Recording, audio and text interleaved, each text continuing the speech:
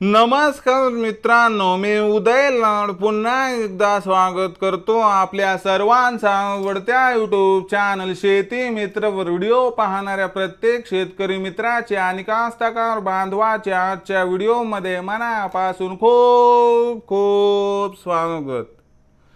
मित्रांनो, thumbnail पाहितलं, title वाचलं हो मित्रांनो, सामान्य कापूस उत्पादक कास्तकार बांधवांचा सर्वात महत्त्वाचा सवाल की अखेर इथून पुढे आता देशांतर्गत बाजारामध्ये कसं राहणार कापसाचं भविष्य।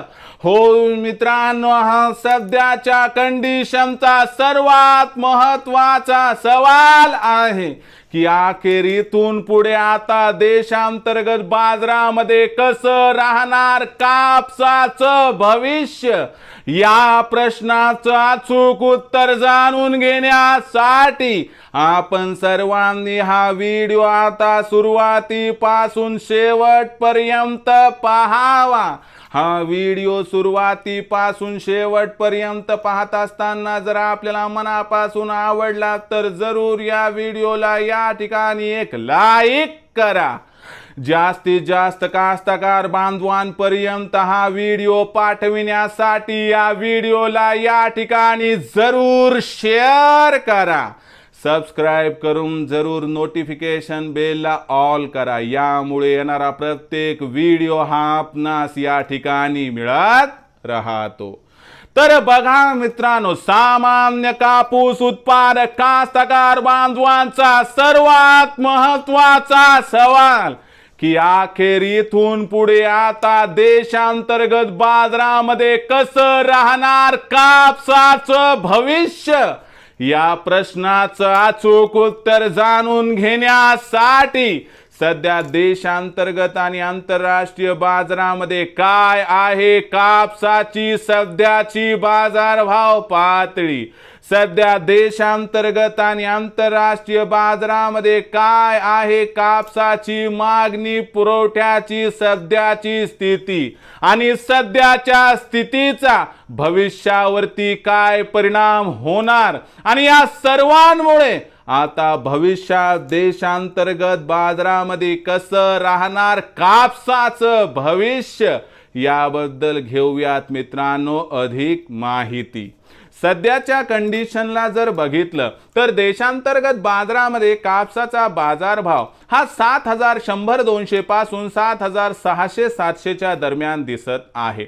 आंतरराष्ट्रीय बाजारामध्ये जो कापसाचा भाव 100 सेंट्सच्या वर गेला होता तिथं त्या ठिकाणी जे काही मोठे मोठे प्लेयर्स होते त्यांनी आपली पोझिशन कमी केली, कापूस विक्री करून टाकला, कारण त्यांना कापसात काही जास्त फ्युचर दिसत नव्हतं आणि यामुळे कुठेतरी कापसाचा भाव हा मोठ्या प्रमाणात कोसळला।